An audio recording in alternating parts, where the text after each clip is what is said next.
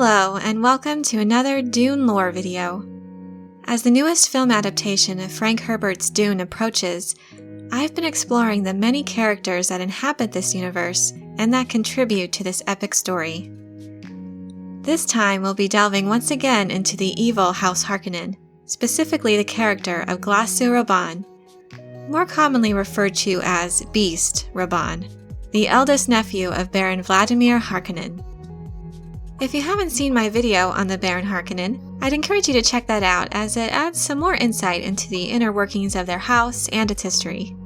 The Baron is certainly the main antagonist of Dune, and so he's featured the most, but we also learn quite a bit more about him by taking a look at the people in his closest circle, how he treats them, and how they factor into his plans for galactic domination. First, a little background on his eldest nephew, Beast Rabban. A charming nickname, isn't it? A name he earned after he murdered his own father. He definitely exudes certain animalistic qualities, and so it is a fitting moniker. He lives up to his reputation as being just as brutal and callous as his uncle, though he lacks the Baron's devious intelligence. The Baron doesn't have a very high opinion of his nephew, often thinking of him as a tank brain, as he so eloquently puts it.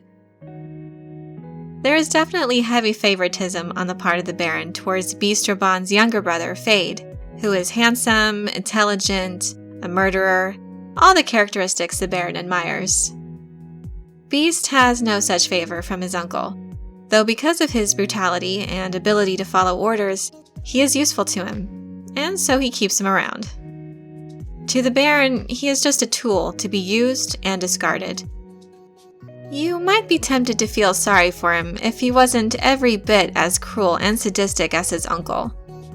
He actually seems to surpass him in his bloodlust. When the story of Dune begins, House Atreides is taking over the spice distribution on Arrakis. Before then, House Harkonnen had that position for 80 years. The Baron Vladimir Harkonnen assigned Beast to oversee things.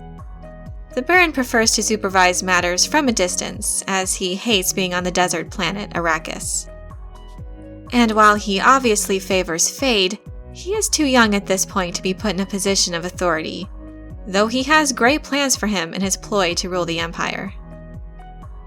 The Baron kept a tight rein on the Beast's dealings on Arrakis, making sure they were paying the tithe to the Emperor in spice, also while accumulating a secret stockpile of their own. That's the Harkonnens' way of operating. Spend as little as possible to maintain the spice harvesting equipment, all while oppressing the locals into working under these slave-like conditions. The local population of Arrakis suffered much under the hand of Beast Rabban and the Harkonnen rule. And that was when things were pretty much going their way. The price the Baron paid to orchestrate the plan to sabotage House Atreides as they take over the stewardship of Arrakis was a costly one. As the story of Dune unfolds, we'll see parts of their plan begin to fall apart, and the desperate measures they are willing to take to make sure they succeed. Beast Rabban serves as the Baron's weapon, and even though he may not be on the same level of the Baron in ways of cunning, Beast is smarter than he gives him credit for. As a member of House Harkonnen, he knows how things work.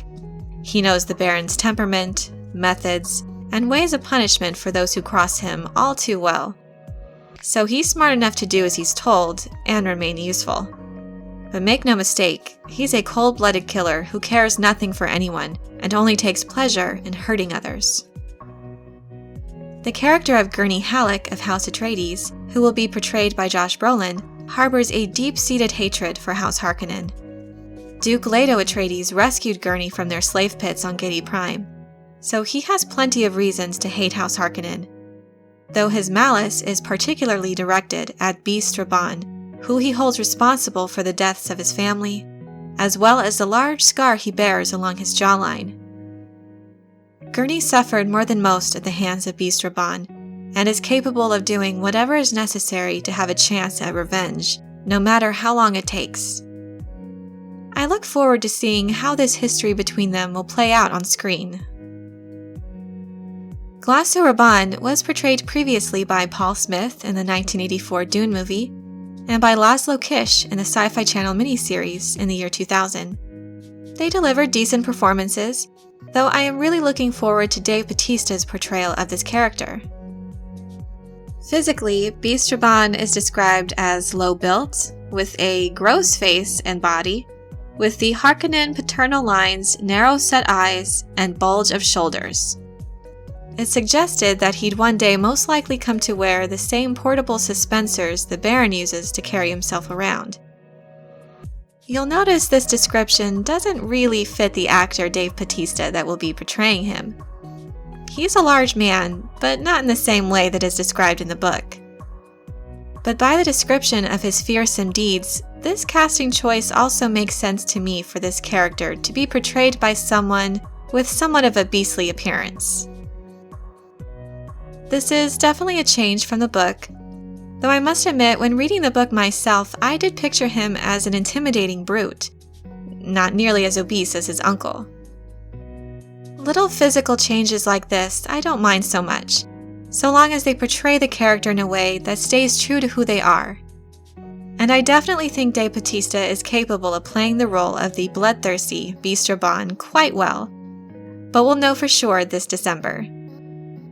I hope you enjoyed this video. If you did and are feeling the excitement for Dune, please give it a thumbs up and subscribe for more Dune and other sci-fi fantasy content. And let me know your thoughts in the comments about Dave Bautista's casting for Beast Rabban. Thanks so much for your support, and as always, have a very nerdy day.